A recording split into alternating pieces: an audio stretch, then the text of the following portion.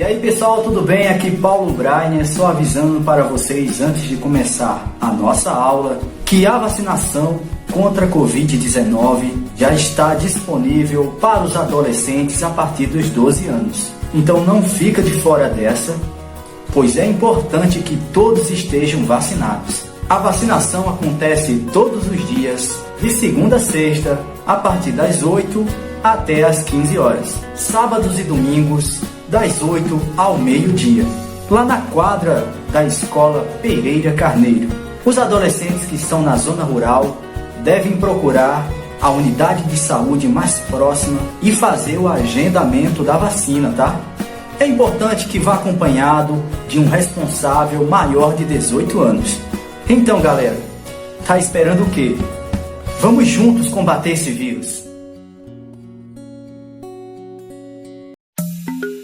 Atenção, porque vai começar a aula de História. Olá, alunos da Rede Municipal de Educação, em especial você que faz parte dos 7º anos e da EJA 3. Eu sou o professor Adriano e hoje nós teremos mais uma aula de História, a aula número 19. Então contamos com a sua colaboração. Quem porventura está sem os materiais, corre, pega caderno, caneta, lápis, enfim, materiais para no decorrer da aula vocês fazerem possíveis anotações. Beleza? Vamos para mais uma aula de História e contamos com a sua participação. Hoje nossa aula de História ela será uma aula um pouco diferente. Hoje nós iremos fazer uma revisão de alguns conteúdos que serão abordados na avaliação que vocês irão fazer logo mais. Então prestem atenção, quem não participou dessas aulas tem aí a oportunidade de ver a explicação e quem já participou, quem já viu essas aulas, tem aí a oportunidade de aprimorar o conhecimento, beleza? Então contamos com a sua participação e vamos para mais uma aula de História. Antes de nós começarmos a nossa revisão, pessoal, nós vamos fazer a correção da atividade da nossa última aula, que foi a aula número 18. Questão 1. No Brasil, o Dia da Consciência Negra é celebrado em qual data? Alternativa correta, alternativa B, 20 de novembro. Questão 2.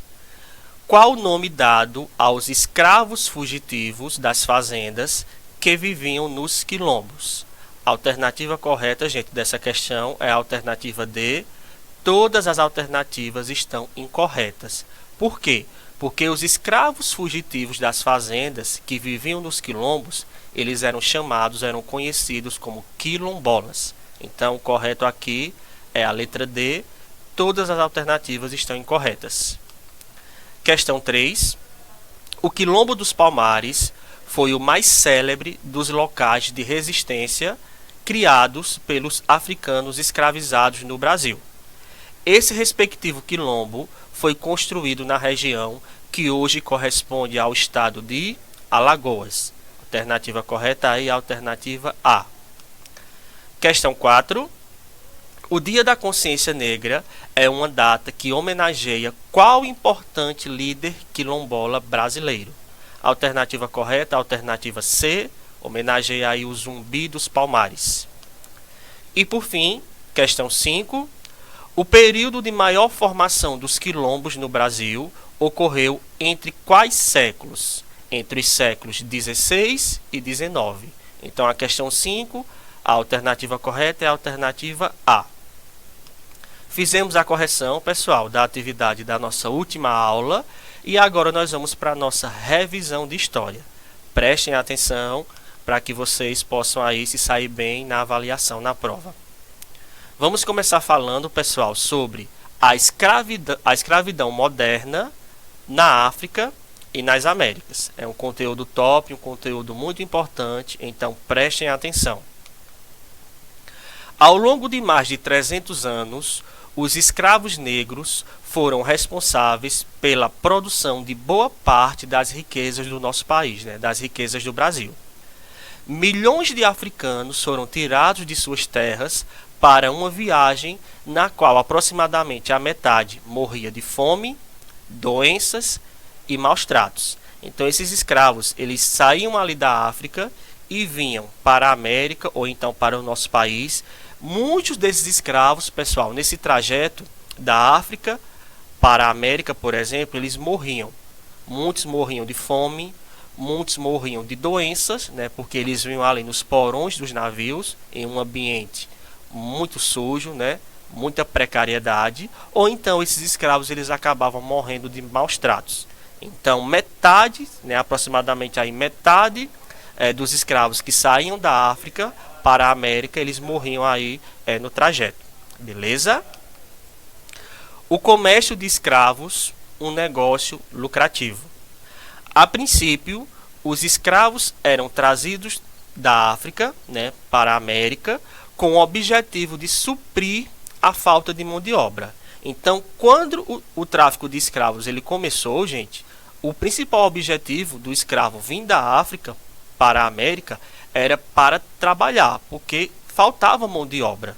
Só que com o passar do tempo aconteceu uma modernização dessa escravidão. Então aquele escravo ele deixou de servir apenas de mão de obra e agora o escravo passou a servir de negócio. E convenhamos, um negócio muito lucrativo. Muita gente enriqueceu, muita gente adquiriu fama e riquezas com o tráfico de escravos. Então você percebe aí uma mudança nessa questão de escravidão. O escravo ele deixou de ser visto como uma mão de obra, o escravo deixou de servir para o trabalho e agora passou a servir de negócio de mercadorias. Ok? Vamos agora falar sobre o tráfico de escravos negros. Na África, os escravos eles eram adquiridos por traficantes a preços baixos e revendidos a preços altos na América. Era assim que funcionava. Então lá na África o traficante comprava um escravo barato e chegava na América, vendia esse escravo caro e ele lucrava, né, com a venda do escravo. Normalmente esses escravos eles eram trocados também por bebidas, ouro, tecidos, cavalos, armas e outros produtos. Então todos esses produtos aí eles serviam de moeda de troca, certo? Quando aquele escravo que veio da África ele chegava à América, né, chegava ao continente americano, esse escravo ele era colocado à venda nos mercados. Então se colocava nos mercados os escravos, esperando ali os compradores. Ok? Clarinho, clarinho. Vamos para o próximo slide. Aqui nessa imagem nós podemos ver as rotas dos escravos para o Brasil. Então se você observar nessa imagem, os países de onde vieram a maioria dos escravos da África para o Brasil foram os seguintes países: Guiné, Congo, Angola e Moçambique. Então a maioria dos escravos que vieram da África, né, para o Brasil ou então para a América do Sul, esses escravos vieram aí desses respectivos países. E no caso aqui do Brasil, né, as cidades brasileiras que mais receberam escravos da África foram 3, né? Recife, Salvador e o Rio de Janeiro. Então aqui fica bem evidente, né, a maioria dos escravos de quais países vieram, né, para a América e as cidades brasileiras que mais receberam esses escravos. Ok? A viagem, pessoal, para o Recife, ela durava aí, em média 35 dias. Já a viagem para a cidade de Salvador durava aproximadamente 40 dias e para o Rio de Janeiro durava aí 60 dias e às vezes poderia durar meses, né? Se porventura ali acontecesse algum imprevisto, algum problema no navio, então essa viagem, né, da África para essas cidades brasileiras poderia durar mais tempo.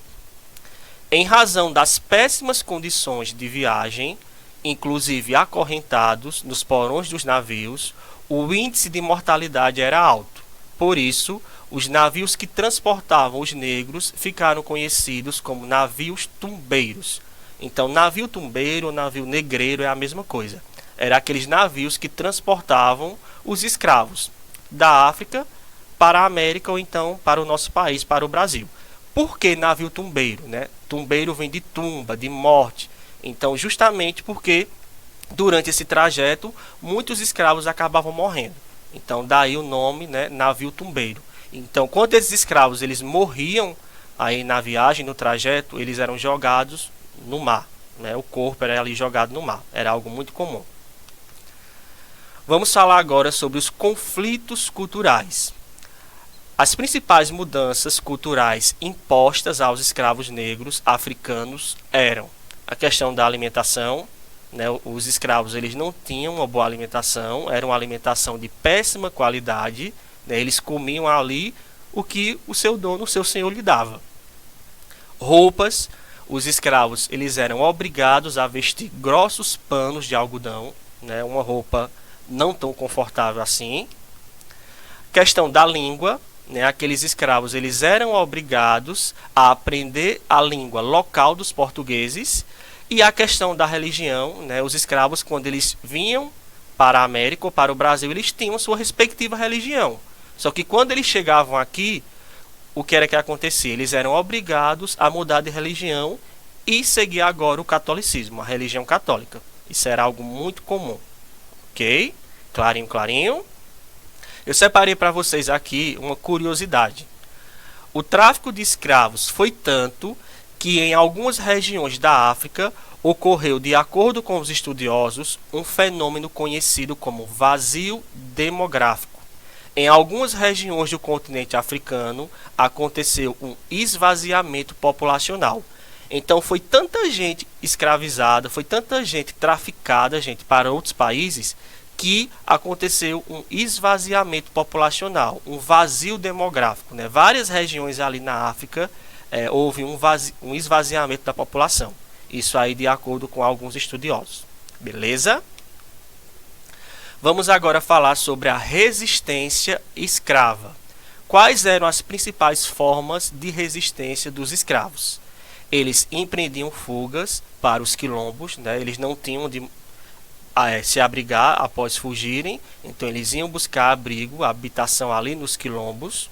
Suicídio, muitos escravos se suicidavam, se matavam, né? Era muito comum a forma de suicídio, eles comerem terra, né? Os escravos eles comiam terra para pegar alguma doença e acabarem morrendo, era uma forma de suicídio muito comum nessa época. As mulheres provocavam abortos.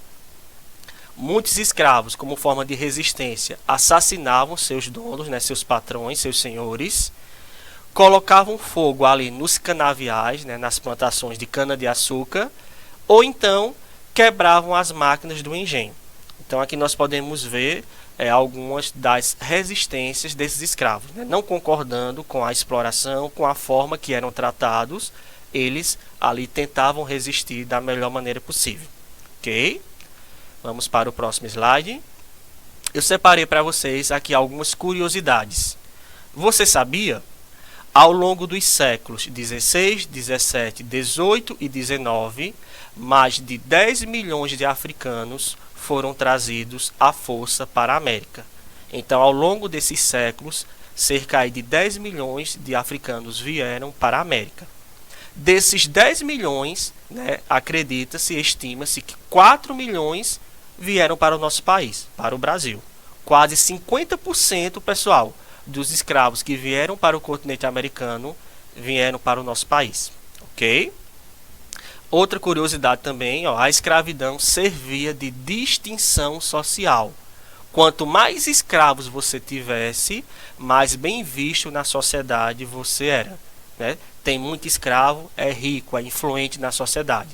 Tem pouco escravo ou não tem escravo, é pobre, não é bem visto na sociedade. Então era assim que funcionava antigamente. Beleza? Vamos agora para o nosso próximo conteúdo, né? Nós vamos falar agora sobre as formas de organização das sociedades ameríndias. Não adianta nós falarmos sobre as sociedades ameríndias, sobre os ameríndios, sem primeiro nós entendermos quem eram os ameríndios. Professor, quem eram os ameríndios? Ameríndios, pessoal, eram os indígenas que viviam na América antes da chegada dos europeus. Então, todos aqueles indígenas que viviam no continente americano antes da chegada dos europeus, eles são conhecidos como ameríndios. Beleza? Como os indígenas chegaram à América? Então, tem duas teorias que tentam explicar como esses indígenas eles chegaram ao continente americano. Nós vamos ver aí essas duas teorias e vamos verificar a diferença, entre essas teorias. A primeira teoria que nós vamos falar é a teoria do Estreito de Bering, né? Essa teoria afirma que os indígenas chegaram à América por meio do Estreito de Bering. O Estreito de Bering, gente, é uma região ali entre a Sibéria e o Alasca. Então, para os adeptos dessa teoria, os indígenas eles chegam ao continente americano passando ali, andando pelo Estreito de Bering. Como vocês podem observar aí nessa imagem, a gente pode observar o território ali da Sibéria e ao lado o território do Alasca. Esse círculo no meio é o Estreito de Bering. Então, o que foi que aconteceu? De acordo com a teoria do Estreito de Bering, os indígenas eles saem da Sibéria, percorrem o Estreito de Bering e chegam até a América, mais precisamente ali ao Alasca. Então, os adeptos dessa teoria acreditam nisso, nesse deslocamento dos indígenas da Sibéria para o Alasca, passando ali pelo Estreito de Bering. Ok? Professor, mas afinal, como eles fizeram essa travessia? Porque se vocês observarem na imagem, onde é o Estreito de Bering, aí é o oceano. Então, como foi que eles fizeram essa travessia? De acordo com os adeptos, né, da teoria do Estreito de Bering, eles acreditam que há 40 mil anos atrás, o planeta Terra passou aí por um fenômeno chamado de era glacial, onde parte do planeta Terra congelou. Então, o congelamento de parte do planeta Terra permitiu a travessia dos indígenas ali pelo Estreito de Bering. Então, o congelamento dos oceanos fez com que facilitasse esse deslocamento, essa travessia, né, dos indígenas da Sibéria para o Alasca, né, mais precisamente ali a América. Ok? Outra teoria também que tenta explicar a chegada dos indígenas à América é a teoria chamada de Malaio-Polinésia, que também é conhecida como teoria das ilhas. Essa teoria afirma que os indígenas chegaram à América navegando em canoas. Então, eles acreditam, né, os adeptos da teoria Malaio-Polinésia, que os índios eles começaram a navegar em canoas pelos oceanos e assim eles conseguem chegar à América, né? Esses indígenas eles teriam passado por diversas ilhas até chegarem à América. Por isso o nome também teoria das ilhas. Então, eles iam passando de ilha em ilha, né? Ficavam um período em uma ilha, mudava, se deslocava para outra ilha e assim eles conseguem chegar ao continente americano, né? Inclusive o nome Polinésia, poli, muitas, nésia, ilhas. Por isso que se chama também teoria das ilhas, ok? Essa imagem representa aí a teoria Malaio-Polinésia, né? A teoria das ilhas. Vocês podem observar aí as canoas que representam justamente esse deslocamento dos indígenas até o continente americano. Beleza? Clarinho, clarinho. Eu separei para vocês aqui, pessoal, algumas das principais tribos ameríndias. Alguns dos principais indígenas que habitaram a América antes da chegada dos europeus. Charrua, araucanos, apaches, moicanos, esquimós e as três principais tribos ameríndias, né, as mais conhecidas, os incas, os astecas e os maias. Então nós vamos falar agora sobre algumas das características dessas três principais tribos ameríndias aí mais conhecidas. Vamos começar falando sobre os incas, né? A capital do antigo Império Inca era a cidade de Cusco. Os incas eles se estabeleceram onde atualmente se localiza esses países aqui, os seguintes países: Peru, Colômbia, Equador, Bolívia, Chile e Argentina. Então, onde hoje se localiza esses países, antigamente a gente encontrava aí o Império Inca, beleza? A economia dos incas era baseada na agricultura. Eles viviam ali da agricultura, plantavam milho, batata e abóbora. Os incas também praticavam artesanato. Normalmente esse artesanato era feito ali com objetos de cerâmica e metais. Eles também eram politeístas, ou seja, acreditavam, adoravam várias divindades, né, vários deuses, e os incas também eles realizavam sacrifícios de humanos e animais. Era algo muito comum entre essa civilização aí, o povo inca, os sacrifícios de humanos e animais. Aqui nós podemos ver uma antiga cidade, né, do Império Inca, né, a cidade de Machu Picchu. Vamos para o próximo slide. Vamos agora falar sobre outro povo ameríndio também importante, né, conhecido, que foram os astecas. A antiga capital do Império Azteca, pessoal, era a cidade de Tenochtitlan. Então, Tenochtitlan era a capital do Império Azteca. Os astecas eles se estabeleceram onde atualmente se localiza o centro do México até a Guatemala. Então, do centro do México até a Guatemala, antigamente era onde se localizava a civilização asteca.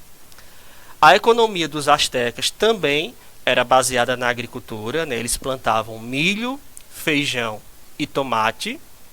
Os astecas praticavam a pecuária, eles criavam ali animais. Também, assim como os incas, os astecas eram politeístas, acreditavam em várias divindades. E os astecas, gente, eles construíram templos em forma de pirâmides. Quando a gente fala em pirâmide, vem logo à nossa mente os egípcios. Só que muita gente não sabe que, além dos egípcios, outros povos também construíram pirâmides. E entre esses povos, os astecas, né? Inclusive, esses templos em forma de pirâmides, os astecas acreditavam que os seus deuses habitavam nesses templos. Ok? Aqui nós podemos ver, né, um templo asteca aí em forma de pirâmide. E por fim, vamos falar sobre outro povo ameríndio que foram os maias, né? Os maias eles se estabeleceram onde atualmente se localiza a região sul do México. Então, na região sul do México, antigamente se localizava a civilização maia. A economia maia, assim como os incas e os astecas, também era baseada na agricultura. Eles plantavam milho, mandioca e algodão. Os maias também eram politeístas, eles acreditavam em vários deuses. E os maias, pessoal, eles realizavam sacrifício de humanos para os seus deuses, pois eles acreditavam que os seus deuses se alimentavam do sangue humano. Então era muito comum você encontrar os maias realizando esses sacrifícios, porque eles acreditavam que os seus deuses eles iriam se alimentar do sangue humano. Por isso que eles realizavam os sacrifícios de humanos. Ok, gente? Aqui tem algumas referências, alguns links, alguns sites que foram utilizados para a elaboração do material. Vão lá, pessoal, fazer a prova, né? Boa sorte, arrase, brilhe, confie, foco, força e boa prova, pessoal. Botem pegado, tirem boas notas, né? Eu espero aí ter contribuído de alguma forma. Tchau vocês, fui!